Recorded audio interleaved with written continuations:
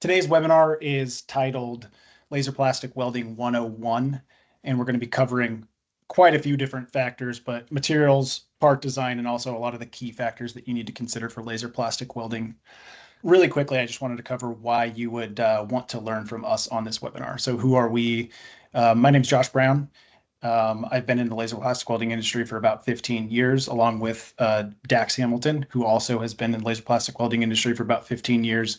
In that time, we've seen thousands of applications and hundreds of production projects. So the goal of this webinar today is to kind of take all of that information that we've learned over the last 15 years and consolidate it down into essentially what we would consider the webinar that we would have liked to have when we started way back when. LPKF Laser and Electronics obviously is the sponsor of this webinar, and they are really one of the original pioneers of laser plastic welding technology, 25 plus years in the business, some of the original equipment on the market, and they have thousands of these processes deployed globally. So again, not here to talk our books today, is to be technical, but just wanted to be clear about why you would want to accept this information from us. We've got a lot of ground to cover. We're going to try to squeeze this all into about 45 minutes. So bear with us on the pace. We'll be moving pretty fast.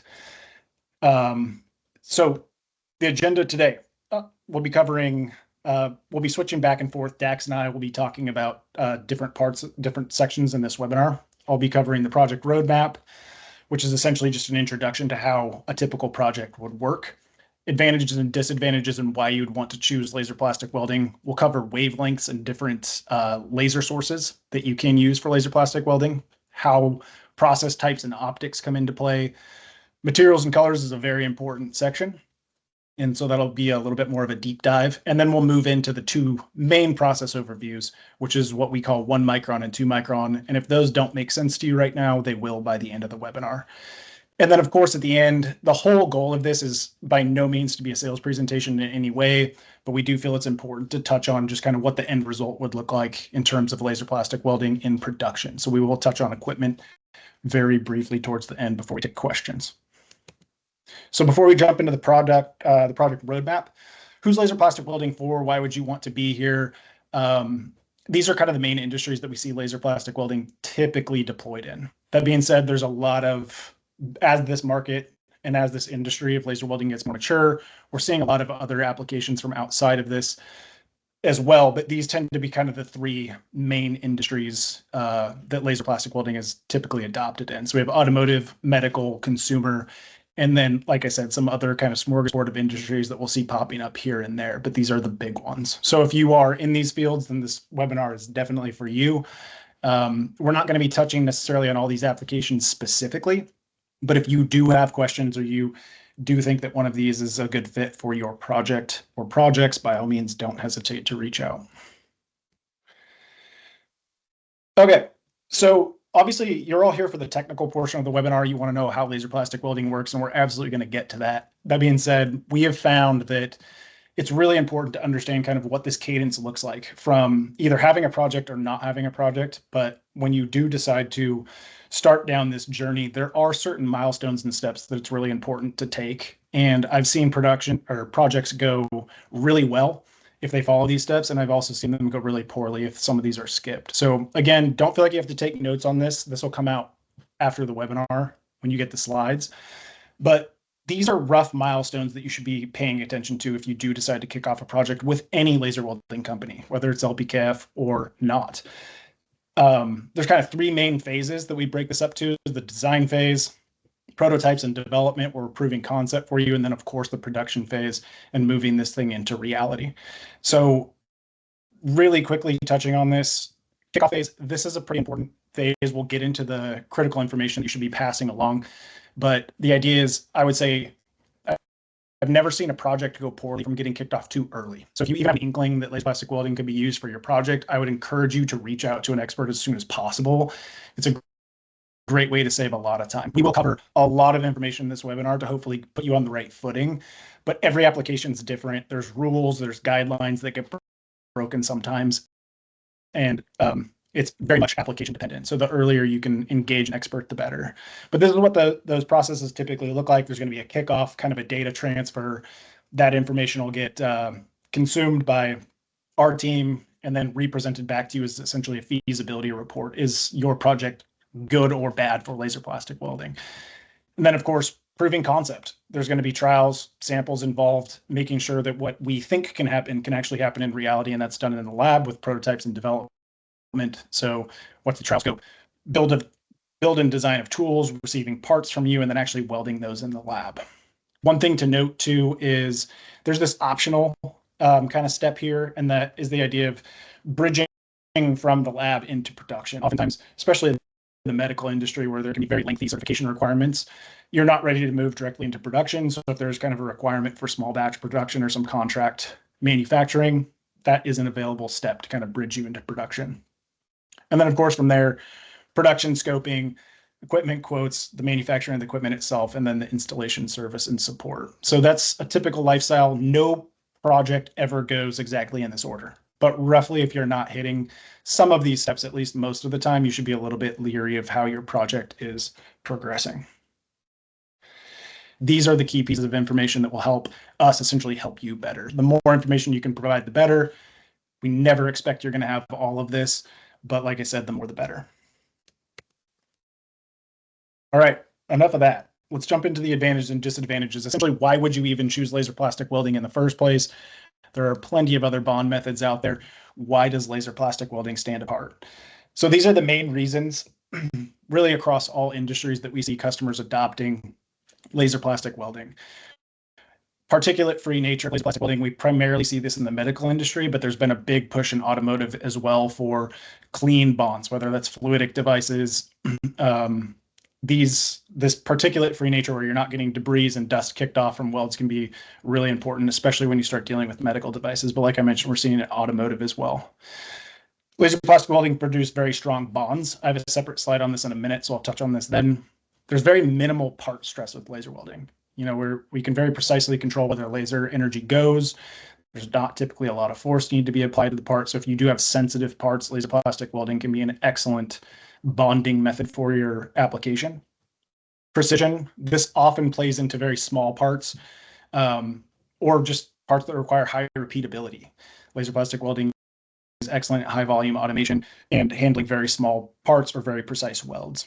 It's also very capable of creating very beautiful and clean joints. So oftentimes, especially as your parts get smaller or you have parts on Class A surfaces, customer-facing surfaces, you don't necessarily want to hide that joint, and laser welding can be really good at creating joints that are almost hidden. And if you're not knowing to look out for those joints, then it would be difficult to pick up on them.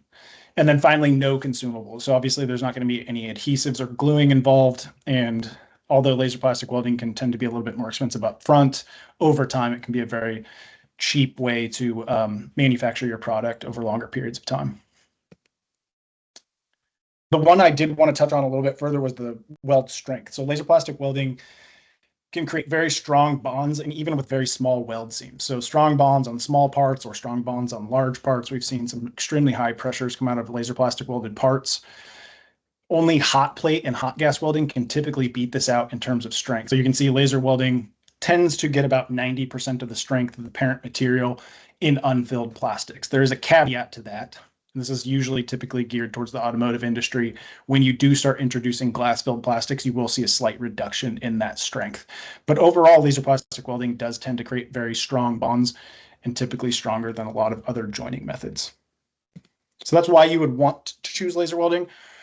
That doesn't mean it's a silver bullet for every application. There are other bonding methods out there, and sometimes they're just better. But these are the reasons why, laser welding might not be the best approach for you. One is mold tolerances. This will make more sense as we start to talk about clamping and designs, but contact you'll find is very critical for laser plastic welding, ensuring the two pieces are in intimate contact. And if mold tolerances are causing an issue, maybe the parts are too large, you have warpage or sink marks, this is definitely a red flag and something to pay attention to. So if you're going to have a hard time holding mold tolerances across a large part, it's something to discuss or at least pay attention to. Color requirements are a big one, and we will go way into the weeds on this. But unlike a lot of other bonding methods, we do have to pay attention to what colors the plastics are. And again, this will make more sense as we move on, but you're not necessarily going to have the same color plastics, and this can be a limiting factor for certain applications. There are some design limitations. I wouldn't say there's any more design limitations than other bonding methods. However, there can tend to be a learning curve to this. And so hopefully we'll get a lot of that out of the way today, but just be aware there are very specific design limitations to laser plastic welding. And then the final one is the higher initial cost. While laser plastic welding costs have come down over time, it does still tend to be one of the more expensive initial capital expenditures in terms of bonding method equipment. So it's just something to pay attention to. So that being said, like I mentioned, Dax Hamilton is the other host of today's webinar, and he is going to pick up on the wavelength section here. So wavelengths in laser plastic welding are very important. I recently did a project for a customer it was actually a fluoropolymer, PTCFE or PCTFE, and trying to experiment and figure out, okay, what absorption, what transmission levels, so on and so forth. Finally figured out that, okay, it has an absorption peak at 10.9, which is close to CO2 laser. So experimented with that. Anyway, long story short, what I'm trying to say is that in the last probably year or two, we have started to experiment with different wavelengths in laser plastic welding, basically manipulating the spectra, the transmission spectra of the plastic. So whenever you engage with a plastics company and get a certain resin for your part, maybe it's PC, like these ones here we have, PC, PMA, ABS, and COC, you can get what's called a transmission spectra. Basically, they'll look at it with a spectrometer and basically see, okay, what and how is this absorbing and transmitting at different wavelengths. So on the left side of this chart, you can see the transmission levels from 0 to 100% on the left, and you can see the wavelengths from roughly 800 nanometers up to 2200. And then again, this is just an example and a snapshot. So what I'm trying to explain here is that don't just think in terms of 980 nanometers, which is traditional through transmission laser plastic welding. Let's explore outside the box and let's look at the transmission spectrum of the plastic and see, okay, where can we manipulate this, change the wavelength of the laser, use a different laser source, and maybe get higher or lower absorption. So a recent study that I've done with catheters specifically, there were two dissimilar materials. One, the inner tubing, the catheter tubing was, I think, a PBAX material. It was a yellow color, and the outer, the balloon portion of it, I'm not exactly sure. I don't remember exactly the material, but it was clear, perfectly optically clear. And I couldn't weld it with 2 micron. It was burning this interior tube. But when I switched to 1680 nanometers specifically, I was able to get a perfect absorption in the yellow material and absorption in the outer material simultaneously to get a good bond. So what we're trying to say here is that let's not just limit it to certain wavelengths. Let's explore this based on the transmission spectra of the plastic. And Josh, jump to the next. And basically looking at it from traditional laser plastic welding, like I said, 980 nanometers, isn't always specifically 980. It could be anywhere from 800 to 1064, whether it's fiber laser or so on and so forth. The laser plastic welding process starts at the absorbing layer, so that the top layer, the transmissive layer, hopefully doesn't absorb anything. If it's optically clear, laser clear, so on and so forth. And the laser welding process starts, Josh will go into this more later on in the presentation, but it starts at that absorbing layer, and through heat transfers that heat up, and through thermal expansion happens, and then the melting and mixing of the joint. That's with 980 nanometers, specifically in a transmissive or a laser transmissive part and a laser absorbing part. So it has to have an IR additive. And again, Josh will cover this more later. As we move up the spectrum here, going to 1.7 or 1680 nanometers, just so happens that 1680 is a direct diode laser source that was fairly easily available. As you get to the 1.7 and above, the fiber lasers are a Raman shifted laser, and they're really expensive. Anyway, long story short, I'm able to get a 1680 nanometer direct diode laser, and found that basically with these thinner materials, we can actually get a bunch of absorption in that top surface up to maybe 75%. And the heat would actually transfer down into the next material. And that's what I was getting with the catheter situation. Moving on up to 1940 nanometers, or classic clear welding, 2 micron we call it, we're getting about 20 to 30% absorption, or 70 to 90% transmission depending. And so this is more of a volumetric heating, a volumetric heat going through both pieces. And there's just with this. Anyway, I don't want to take too much more time with this, but let's just think outside the box in terms of wavelengths, manipulating the transmission or the wavelength based on the transmission spectra of the plastic. So let's like I said, keep an open mind. A lot of research has been done. And with the latest technology and direct diode lasers, we could basically get any wavelength that we want. One of our suppliers, QPC Laser, we can get 1470, which absorbs about 15% in clear polymers. So anyway, just want to talk a little bit to that. And Josh, I think I'm going to hand it back to you. Perfect. Thanks, Dax.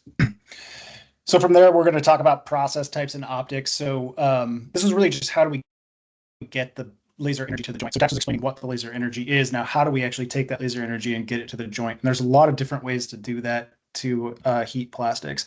But the most common ones for laser plastic welding are going to be kind of encapsulated in these three veins. We have contour welding and quasi-simultaneous welding, and then finally simultaneous welding. The best way to think about this is contour welding is typically a single point beam, and you're usually making one single pass. There's always caveats to this, but it's usually, you can think of it as one single pass of the beam going around the part. I'm actually going to skip over to simultaneous welding.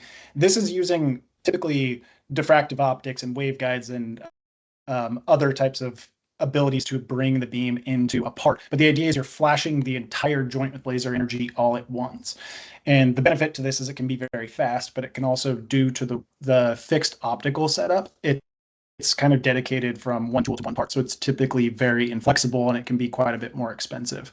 So the advantages of simultaneous welding are that you are getting heat into the joint all at once, and you can do things like collapse, you can do larger parts, and you can control that collapse for quality control reasons. But like I said, it's inflexible and tends to be quite expensive. So the middle ground between contour and simultaneous is what we call quasi-simultaneous welding. And this is where, again, you just have a single point beam, but rather than making a single pass, going to make many passes multiple times very, very quickly. And so you get this quasi-simultaneous heating of the entire joint. So you get all the benefits of simultaneous welding, but you don't lose the flexibility and you save on cost. So what does that mean? Here's just a quick, the best way to understand this is to understand what scanner is doing. A galvanometric scanner, you can think of this as essentially two galvo-driven mirrors, which is a very precise way to drive mirrors. Those are software controlled. And that the angles of those mirrors in orientation to each other drive the beam. And that can be created in essentially whatever pattern is necessary to weld your part. So you can see here on the right, you have those mirrors inside this box. You're going to have a series of lenses, and you're going to have the laser fiber obviously coming into the scanner itself. So here's a quick animation of quasi-simultaneous welding. So again, making multiple passes very quickly. Also, you'll note the part's not flat. It doesn't necessarily have to be flat, although we do need to pay attention to the angle of incidence. So the reason we're talking about galvo-based welding or scanner-based welding is that it's very flexible. Some other things that you can do with scanner-based welding would be wobbling the beam. So we can have a smaller beam, but if you have a larger joint, you can wobble and change the beam around whatever you need, your parts, with wider joints this way, and maintain good optical density. So it's really flexible, and that's why we tend to use these more than any other method. I'm not saying there's other way to beam part, but these tend to be the most flexible, not only in the lab, but also in production. This kind of gets into a little bit more of the design aspects of it, but it's important to know kind of on the back of what we just talked about. There are things that we do have to pay attention to and how the beam is actually being directed to the joint. So there are some limitations, and there's many, many ways around this, but for the most simplistic version of this, we do have to pay attention to the angles that the beam is coming out of these scanners. And so certain design aspects of your part can come into play. We're not going to go into all of these. It would be a whole webinar in and of itself, but things like having high sidewalls that are not drafted, we have to be a little bit careful there because we could potentially be blocking beam access. And so this is why when I mentioned earlier, if you can provide CAD files and information, the more information we have, we're going to be able to tell you which one of these processes is best suited towards your specific application. So that being said, push this back over to you, Dax, to talk about materials and colors. See the screen, Josh? Looks good. Okay, perfect. It looks good. So we're going to scroll through this. Materials and colors. This is one of the more ambiguous parts of laser plastic welding. I feel like over the years of doing this, like Josh said, about 15 years of doing this, I feel like most of the confusion, I would say, happens here. Common misconceptions, things like this. We're going to go into this. If I can get my, there we go. Okay, so we're going to talk about a few different things.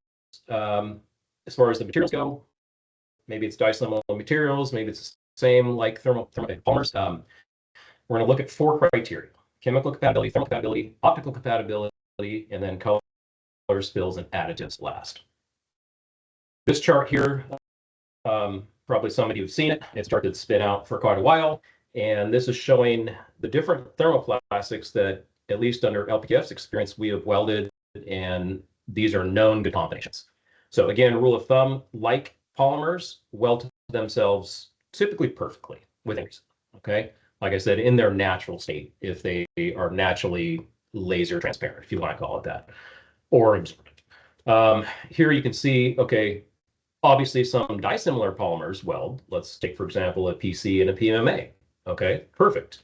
And there are reasons for this and criteria that we have to keep in order to do that. One of which is the thermal compatibility. Basically, with thermoplastics, we need some sort of an over. Next slide real quick. Our first material, our second material, we need some type of overlap, maybe 50 degree C overlap, to be able to bond those. Otherwise, the thermal, the thermal, I'm not sure the word for it, but basically it's too different to be able to actually bond to itself. Okay, so first, thermal compatibility. I need that melt temperature overlap. And second is going to be my chemical. I'm going to jump back up to this. Sorry about that. I need chemical compatibility. So for example, I can't have a PC and a silicone weld together. Just that their molecular chains won't interact. We obviously can't bond these two materials together. So chemical compatibility, thermal compatibility. Okay. And our third, which is optical compatibility. So let's say we have a material that is opaque to the eye, but laser transmissive, fine, no problem. And I think Josh will get in, or I'll get into this, or Josh will a little bit later on. We can dope these different materials with inorganic or organic dyes that make it look darker or colored to the eye, but the laser still transmits through it. And again, kind of going back to the discussion on wavelengths, as long as that wavelength passes through whatever polymer plus additive, we're okay, or gets absorbed in the converse. So jumping down to number 4, colors. This is probably one of the more important slides we're going to cover today. And I want to spend a little bit of time on it. And looking from the left to the right, we go from easiest welding to the hardest welding for specifically laser plastic welding. Let's just talk 980 nanometers specifically right now. So the old through transmission laser plastic welding. So as we start with optically clear or clear to our eyes to black, typically black plastic in and of itself, black polymers have some level of carbon in them, which inherently absorbs 980 nanometers laser. Okay, this is the easiest, optically clear or laser clear to black. As we move up the chart here, we can add dyes. So red, green, blue, whatever color dye to actually make the laser transmissive portion of the plastic look dark or black. This is very easy. I've looked at this under the inspection system. Some of you know I probably have a patent on IR inspection for laser plastic welding, and this was the case for this. I had a customer, it was HP actually, that was welding inkjet cartridges, and they were using a certain type of material that was basically black to black, and they had a dye in it. But looking under the IR camera, we could see perfectly through this and identify if the weld joint was welding or not. And I think we have a slide that'll cover this. So long story short, black to black or dark to dark, very easy to do because of inorganic dyes or organic dyes. I always get those terms mixed up. Anyway, it doesn't matter as long as it's laser transparent. And these are typically 90+% laser transparent. As we move up, what I want to call the spectrum, as we get lighter on top, we start to now reflect the laser energy more. So this gets more and more difficult with it culminating in white to white. In whites, there's titanium dioxide, talc, some of these different other compounds that just reflect or refract most of the laser energy. So long story short, we can get some laser transmission through, whether it's blues or reds, greens, yellows, depending upon the compound used, depending upon the concentration. And, unfortunately or fortunately, a lot of our different customers, whether it's medical device, so on and so forth, they have to have that color match. Maybe it's white to white, blue to blue, some certain color. Yes, it can be done. As we move up the spectrum to the lighter colors, it gets a lot more difficult. Now, again, I can say, yes, it can be done. And we are working with, we've identified a very prominent compounder that makes these compounds that basically are IR transparent or absorbing in Santa Ana, California, called Modified Plastics. And they are very experienced with laser welding and so on and so forth. And they have the in-house spectroscopy or spectrometry that can actually test for the different wavelengths. So anyway, plug for them on this webinar. They're awesome. We work with them. They're great.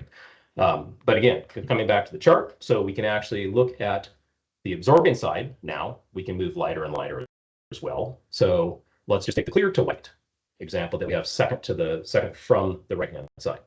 Clear to white is actually a pretty easy combination because in the white we can use, or the compounder can use, a certain IR absorber that's maybe, I think the compounds are typically light green or light blue. Long story short, with some talc or titanium dioxide, none of them will actually give us the actual formula, but we can manipulate these compounds to work perfectly for laser plastic welding. And again, coming back to wavelengths, let's say I'm clear to white, I've actually found that 2 micron or 1940 nanometer works better for bonding these for whatever reason. Maybe it's the spectra of the absorption side and the volumetric absorption through the clear. So long story short, as we move up the spectrum, light to light is the most difficult, or white to white, and on down to the easiest is optically clear to perfectly laser absorbing black. Looking at this picture here, we got to distinguish the terms. Like, okay, so you've heard us talk about transparent, transmissive, opaque, so on and so forth. Coming back to this, there is laser transparent, there's laser transmissive, and there's opaque, or transmit, or opaque, like dark, or you can't see through it with your eye. So again, I talked a little bit about this. Different dyes can be used to actually make it opaque to the eye, but the laser can still see through this. And this is just an example of, okay, looking at it with the combination of a camera with filtering and the right lighting that you can see on the right here. So this is actually what I had one of my patents on. Fills and additives. Again, kind of rehashing what we talked about. Carbon black, it's probably the easiest. It's in pretty much every dark colored plastic that you see, unless it's like your remote for your TV where you have that dark colored screen for the IR light to penetrate. And again, that's going back to, hey, it's perfectly laser transparent in the 850 or whatever nanometers it is, but it's still dark to the eye. So carbon black absorbs laser energy, and that's in typically any black or gray, dark gray plastic, and probably even up to some of the blues and different things. Again, the compounders don't tell us all this information, but there you go. Inorganic dyes, like I said, can make it a certain color to the eye. So it's opaque to the eye, but the laser can still pass through it at whatever wavelength. And again, we need to manipulate the spectra of this dye in that resin to the wavelength. Okay. Glass fills, any sort of fills, titanium dioxide, you have on the chart, but glass fills typically really screw with laser plastic welding unless it's in a natural state. Let's say a lot of our automotive customers use, whether it's nylon or PVT with glass fills. When I say it's no problem, it's been done a lot, up to like 30-35%. But glass fills typically scatter, which also means a high level of absorption in the top portion of the part. So that can also cause heating, excess heating, and so on and so forth. So we just need to work with this on a case-by-case basis. And as Josh said earlier, reach out to us when you have, whatever product you want to laser weld. We can work through all the materials, work with the compounders, work with the fills, all that stuff, and give you exact perfect advice up into, like, obviously joint design for sure, and we can do the prototype welding in the lab. So we just want to make sure that we provide a holistic experience for you, so you don't have to go out and try to figure this out on your own. We have a lot of experience doing this, and yeah, so on and so forth. So fills, flame retardants. This is an interesting one. Typically, we have not been able to weld parts with flame retardant, of course not in the transmissive layer, speaking it through transmission welding, but in the absorbing layer, this causes excess burning. So I would say a high level of absorption at 90 nanometers in the absorbing part. So I have had 2 or 3 different projects, I would say, in the last year where I've used 2 micron and with a flame retardant lower. So there was a clear upper, I think it was PC, and there was a light gray lower portion of the part, and it had flame retardant in it, and I was able to weld it with 2 micron only. 980 nanometers just smoked. It just turned it to carbon, decomposed the plastic. So flame retardants are difficult, but some level possible. Again, coming back to the wavelength discussion, we could manipulate the wavelength based on the different properties of the plastic with its additive. Talc and mineral fills obviously block the transmission, and now if it's in the absorption side, who knows? Case by case basis. And with that, I'm going to hand it back to Josh. I hope it didn't take too much time. No, you're good. We're going to jump into 1 micron laser welding. I'm going to back up really quick here. Like Dax mentioned earlier, the technical term of this is called through transmission laser welding. We're passing a laser through a piece of plastic through transmission. We call it 1 micron and 2 micron for shorthand because we just find it easier and it's a little catchier. So just keep in mind, I know we got a question about clear welding. We're definitely going to cover that. But right now we're kind of put all that to the side and just think of 1 micron through transmission laser welding right now. There's 4 main factors that you need to consider with 1 micron laser plastic welding. Of course, we need an IR transmissive layer. Like Dax mentioned, be careful with the words transparent and transmissive or opaque, because those things don't necessarily all mean the same thing. We need the IR absorbing layer, which like Dax mentioned, can be achieved in many different ways. The one where I see most people fail is this one is in tight joint contact. You can call this clamping, you can call it design, whatever you want. The idea is the two parts need to be in intimate contact before the laser strikes them and consistently throughout the weld process. This is the one that will trip you up the most. This is the most boring one to talk about, but this is the one where you're going to see the majority of problems. So don't discount mold tolerances, flatness, part design, clamping. And of course, if you're engaged with an expert, they should be helping you through all of these things. But this is the most critical one where you're going to see the most problems. And then obviously material compatibility. As long as you have those 4 things, you're on a pretty good start to having a feasible weld. All right, let's talk joint types real quick. Again, very simplified, but these are kind of the 3 main veins you're going to see joints fall into. Lap joints, just like you would think, just flat pieces of plastic. Collapse ribs or collapse joints. This is where we're actually looking to consume some of the material. We typically do this in order to overcome part tolerances. And then radial joints, obviously this is just going to be for pretty specific different types of part designs, but there are some reasons to look at a radial joint. And we've gone back and forth with some clients where it makes sense to approach this in both ways or different ways, but radial joints are very much doable and possible, and we're seeing a lot of those across all industries as well. So diving into each of these individually, lap joints you see a lot of just on simple parts. We see a lot of these in microfluidic type applications. There are some limitations to this though. Flatness is absolutely critical because like I told you, contact or that contact at the joint interface is probably where we see the majority of failures in laser plastic welding.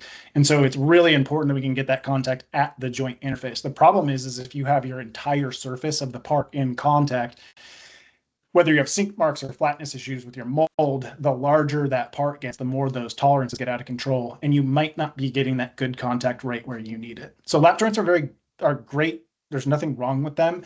They just tend to be used for smaller parts most of the time. Again, a guideline, we've broken it before.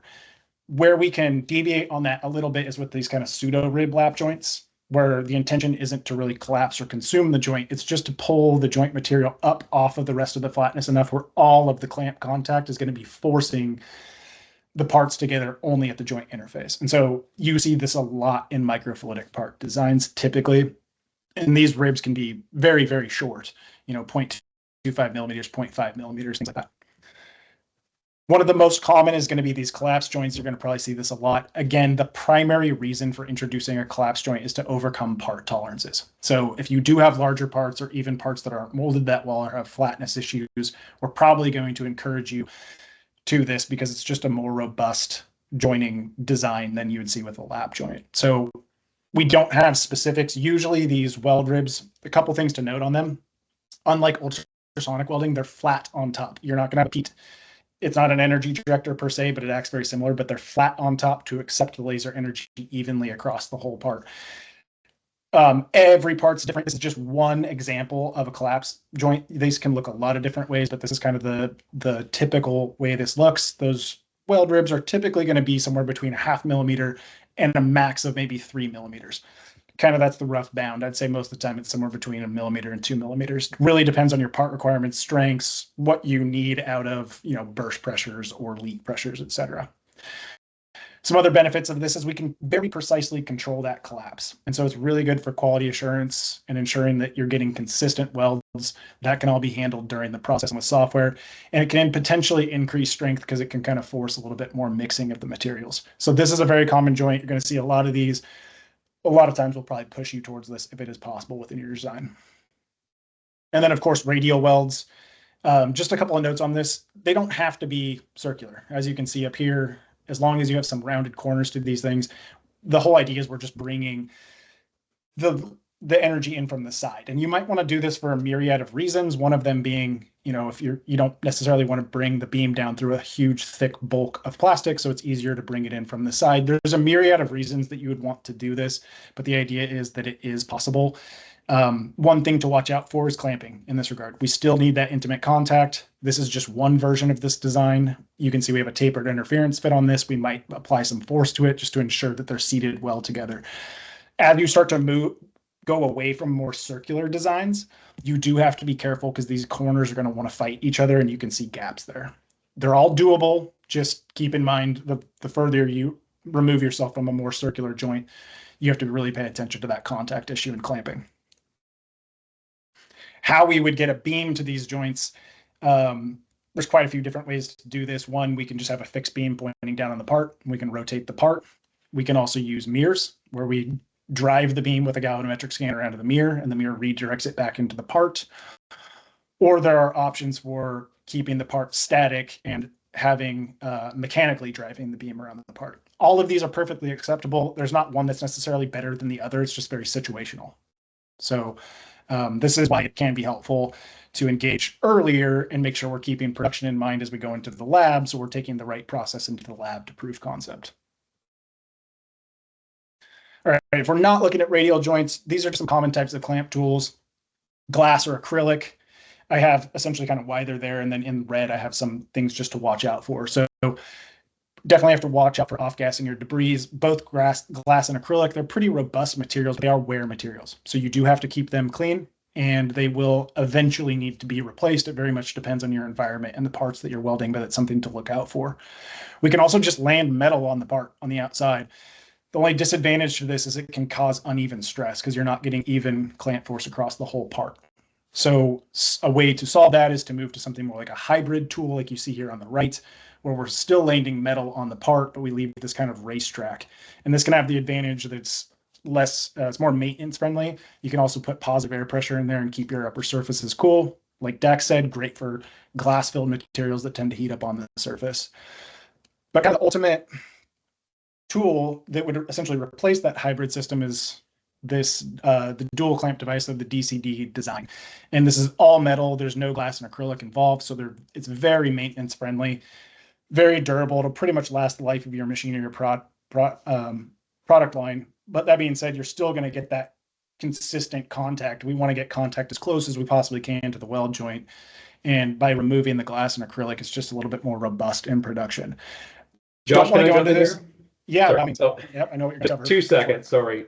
Yeah, I did want to highlight that LPKF does have a patent on this, and basically we're the only company in the world that can do this. And like Josh just said, basically we want to keep everything out of the way of the laser on its traverse to the part. So any glass, any plastic. So unfortunately, we have a lot of customers that have either microfluidic or fluidic devices that we need to land a whole, clamp on the surface. But in a perfect scenario, in high volume production, we want to keep anything out of the way of the laser. And so this dual metal clamp, basically, in this one here, it's like got these thin metal ribs. We can also machine this out of a solid block, wire EDM or what have you. But basically, the long story short, we want to take anything out of the way of the path of laser. Then it basically eliminates any preventative maintenance. So back to you, Coach. Yep, absolutely. And then you're probably wondering, like, okay, well, you said you want to take stuff out of the way of the laser, and now you have these ribs right in the way of the laser. There's a whole other webinar we could have on this, but essentially this is about as simple as I could encapsulate it in this presentation. These ribs are set up much higher in the optical field. The weld plane is much further below this. And by doing that, the fat portion of the beam, because the beam is going to be an hourglass shape, it's going to essentially wrap around this. So there are some process control considerations when using a tool like this. You have to obviously ensure that the beam is going to wrap around that, but these have been deployed all over the place, many hundreds or thousands of times. They're fantastic tools. especially when you start to look at things like nylon, PBTs, any parts that have the materials that have the chance to off gas or spark or burn. That's going to get on an acrylic, that's going to get on a glass, and you could be swapping these things consistently. We're seeing a ton of more interest for parts that are not clear to black. They need to be black to black, they need to be PBTs, whatever.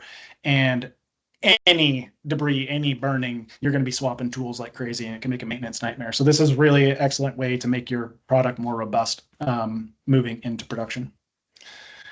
All right, that's kind of the encapsulation of 1 micron. We're going to cover 2 micron really quick. We're doing okay on time. I think we're going to hit this all right. So clear plastic welding.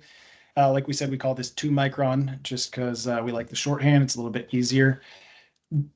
As you can see, these look very similar to 1 micron, but there are plenty of differences to this process. So there's really 3 pillars here. These are the 3 baseline. You have to have these things in place.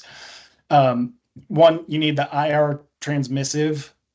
Remember, keep those in quotes, layers, because with 2 micron, it's not necessarily, it's transmitting and absorbing at the same time, essentially. But both of those layers are going to be clear. You still need tight joint contact. This is, again, still the most critical part of laser plastic welding. And then, of course, you still need the material compatibility. But notice we don't have the absorbing part on this. Dax already covered this. Just one more note on it. We kind of loosely call this like the Goldilocks zone. The idea is your transmission isn't near 100%. We're getting just enough drop off in transmission. That means about 15 to 30% of that laser energy is inherently absorbing in the plastic.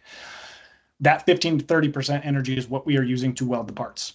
So the rest of it's transmitting or doing whatever else, scattering, reflecting, but that 15 to 30% gives us just enough where we don't have to have any additives. And you can take a perfectly clear, perfectly transmissive part and still get enough energy in it to weld. The main way to think about this, because it is quite a bit different than 1 micron welding, is we're not containing that heat at the joint interface. Not necessarily. We're not going to go too far down that path. Someday we'll do that maybe with another more specific webinar. Think of this more like bulk absorption. You're essentially creating heat through the thickness of both materials, essentially. And that 15 to 30% of that energy is what is allowing us to absorb into both of those materials. There are some things that we need to consider in terms of thickness, and we'll get to that in a minute. But that bulk volumetric heating is really critical to understand what 2 micron laser plastic welding is. One other thing to note is you're kind of more limited to contour welding, typically a single pass. Again, not always, but typically a single pass. And that's just because quasi-simultaneous welding would require the beam to travel too fast. And because we can only get 15 to 30% of the energy into the part, if you travel the beam too fast, you're just not going to create a great weld. So it tends to be a little bit slower, and we tend to only make 1 pass. So we have to be a little bit careful with, collapse joints and things like that aren't typically used in the same way here. You're going to see a lot more lap joints, a lot more flat surfaces. So like I said, we see a lot of lap joints. We see a lot of these pseudo rib style joints where, again, the goal is just to get contact, not necessarily to collapse them. T-joint looks pretty much like a collapse rib joint. The whole point, the reason I call it a T-joint, not a collapse joint, is because the intent isn't to collapse it. We're not looking to collapse this joint. And then, of course, 2 micron is very well suited, as well as the 1.7 that Dax was talking about earlier, to radial joints. They work really well for things like tubing, catheters, etc. One of those two options. Yeah, jump in here too. And as Josh said, I mean, this is a whole other webinar, and going into clear-to-clear welding in and of itself, because of all these different nuances, like with the T-joint that we have sitting here, it's like, okay, there's thermal deformation that can happen as we volumetrically heat through these parts, right? Because remember, 2 micron is absorbed at about 30% in these materials, but that's all the way down through the material. So again, not trying to dig too much into the details, but we could change the focal distance to actually focus at the weld interface, so on and so forth. So Josh and I'll probably do another webinar where we go massively in technical detail again on clear-to-clear welding. But yes, back to you, Josh. Yeah, no, good call. Again, it just kind of goes back to that idea. We're trying to cram everything into this roughly 45 minutes, and there's just no way to do it. So if you guys have specific questions, you don't feel like we covered something well, reach out. You're actually going to learn more going through a development review process with us than you will from this type of webinar. This is just to give you kind of the grounding to start from. So just keep that in mind. There's caveats, and these are just guidelines. Again, don't feel like you have to take notes on this. I'm going to really quickly cover this just so we don't run over time. 2 micron does not play well with semicrystalline or filled materials. You're really looking at your amorphous materials, which basically means if you pick it up and the part's optically clear, you're pretty much good to go. If you start to see, some fogginess or something, they can be welded in some instances, but in some instances they can't. So try to steer clear of semicrystalline, definitely steer clear of fills with 2 micron. The whole point here is 2 micron is, if someone's going to say, well, when should I use 2 micron versus 1 micron? The idea is if your parts have to be clear, it's 2 micron. If they do not have to be clear, we're probably going to find a way to push you towards 1 micron because it's a little more flexible. Not always, but that's typically the way this works. Upper outer layer thicknesses, again, very general rule of 3.5 millimeters, very material dependent, but just keep that in mind. You can't shoot this stuff through really thick pieces of plastic. You just won't get the energy all the way down. Still need the tight mechanical contact. Ideally, your parts are flatter. And then you want to watch, and I'm going to cover that in a second, and then of course you want to watch what's happening below the joint, like Dax mentioned, because the lasers can shoot through your material. So if you have a circuit board or some sensitive material below your weld, in theory, it could affect that. The reason why you want your parts to be relatively flat is because we're pretty much limited to clamping, at least in this instance, top down with glass. If you try to throw a piece of acrylic on there, you're just going to end up bonding the acrylic to your part. So that's obviously a no-go. So we're going to be mostly limited to glass, harder to machine. You're looking at things like water jet cutting. So it's not that you can't have three-dimensional surface features or even curvatures on these parts. You're just going to want to be a little bit more limited with it than you are with 1 micron because glass is just a little bit harder to play with. Radial welding, it's pretty much approached the same way as 1 micron. Mirrors or mechanical rotation systems, there's a lot of different ways to approach that.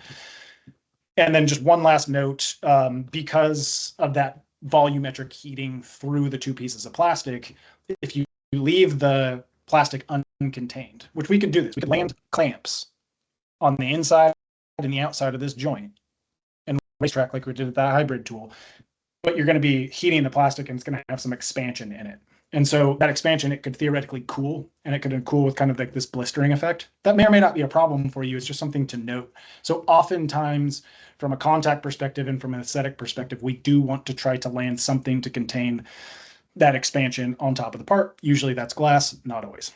So yeah, and okay, to jump in here too, like on the radial welding, Josh. So like a lot of the customers that we deal with are in the medical device, and there's tubing to fitting or fitting to fitting, what have you, and they're okay with like a little raised thermal expanded kind of raised area circumferentially around the part. So it just depends on the application, but yeah, typically no problem. So. Yeah, and like Dax said, there's things we can do with the focal depth. You can go to 1.7. There's other things you can do to get around these. So don't be scared off by any one of these things. They're just notes. 1, to give you context, and 2, to set you up to ask the right questions as you move forward with your project. Okay, we're getting really close on the time. So again, this is not intended to be a sales presentation, but we've done this in the past, and we've found that skipping the entire production part of laser welding is kind of doing a disservice to you. So the only point of this right now is just to explain what the possibilities of production equipment are for you, because as you go from the design phase to the lab, there's a gap you need to bridge between the lab and production, and understanding what's possible in production is really important to making sure that we can carry that knowledge back into the lab. So things like annual volumes. If your volumes are really high or we have to approach it with a certain way of tooling, we want to know that so we can mimic it as closely as possible. So anyways, Dax, I'm gonna let you pick it up from here and just really quickly touch on what the equipment looks like. Yeah, no problem. Like Josh said, we don't want to make this a sales pitch by any means. LPKF has been doing laser plastic welding 25 plus years, I think. And so it was one of the first to commercialize laser plastic welding in and of itself. So long story short, really experienced with the equipment and obviously everything else. So real quick, we're going to jump through this. We've got turnkey and standalone systems, got integrated systems that can go on a production line, pallet conveyor, transfer, robot picking place, so on and so forth. We do have some levels of quality and process control, which I'll touch on, and then software. And I personally believe, some of you know me, some of you don't. Been in this industry 15 years. I've worked with probably every single other competitor out there. I would say LPKF software is at the top. And there are a few reasons for that. I don't have all the slides here. We're going to get that and probably do another webinar on it. But Basically, LPF software can do ray tracing, optical ray tracing, and all these other things. So basically, if the machine's calibrated, the optics calibrated, you can upload a step file of your part, full 3D part with the tooling. Let's say there's mirrors in it, what have you, and the software will automatically calculate, as long as you have your F theta lens set right and collimation, all these different parameters set right, it'll calculate where the beam's actually going to go. And in theory, you could go out and run that exact part as you run this through the program. So that's our kind of claim to fame. So real quick, obviously integration systems, anywhere from just a module scan head with optics on up to a customized integration system that maybe has servo clamping, so on and so forth. The product line for the turnkey systems starts with the PowerWeld 3600. Used to be the old Vario or the PowerWeld 2600. Has a rotary table, simple door that opens and closes, allows the rotary table. You can load a part while one's welding and vice versa. That's kind of the typical standalone system. It's refrigerator sized. Plug it into house power and air, and you're good to go. Then you go on up to what we have here is number 2, PowerWeld 9000, which is technically just a custom version of the standalone system. And then on up through the PowerWeld, or it's the 3D 8000, and the names change, but this one can do, the number 3 can actually do like a tail light. So in full 3D, it's got a couple scan heads, and it can do all sorts of, stitching of the beams together to get a full 3D part welded. And then we have the old, I think number 4 is the twin hull. This is one of the first machines I actually sold when I was at LPF 15 years ago. Jumping real quick into the process control, we have the TMG tester. We're actually one of the only ones out there that has a device that can test the transmissivity of the material. And it uses, again, 980 nanometers, and you can put your piece of plastic or the lid of your part or what have you under there, and it can tell you, okay, is it 10% transmissive, 100% transmissive? And it's actually a really good quality control check. And we recommend that anybody that's in injection molding or in the supply chain of getting the plastic to you as the end customer probably needs to have one of these to tightly control the transmissivity of the plastic they're injection molding. And this goes back actually to something Josh wanted to mention, not to deviate too much from this. We're going to do another webinar on absorption. So carbon black loading in the plastic, super important. I have customers ask me all the time and are having problems with welding. And I always trace it back to the carbon loading. Is it 1, 2, 3, 5, 10%? And it varies. So a lot of things here. Anyway, transmission tester can test the transmissivity side, actually working on an absorption side as well. Moving up, the one I want to capture here is the thermal imaging cameras. We call it ThermoPro. And this actually will, I'm going to jump down to the slide that has it. There it is right there. If you look at the picture that's fourth in from the left, analyzing data storage, you can see this camera gives you a 3D heat map of the welded part. So this is a post-weld inspection. So on a system that has a rotary table, or maybe it's inline and it, the pallet transfers out, this is a post-weld inspection thermal imaging system that LPF has developed with the software to actually take a look at that weld joint and give you a full 3D heat map back and send all that data to your MES or what have you. So this is kind of a cool adaptation and advantage, and it's full machine vision inspection and can avoid any leak checks downstream and so on and so forth. And let's jump down here. Okay, pyrometer. I want to talk a little bit about this. So number 4 here is the pyrometer. This one is interesting. It can be adapted in a system. So this is more what I call a closed loop inspection. So yes, theoretically, you could in situ inspect a part as you're welding and keep that laser or keep the temperature of the plastic within a certain boundary. So we can adapt these pyrometers into the system in certain cases. When it concerns different wavelengths, we have to use time gating and some of these other things that we'll talk about again in another webinar. And yes, just wanted to touch on that option. And again, the software.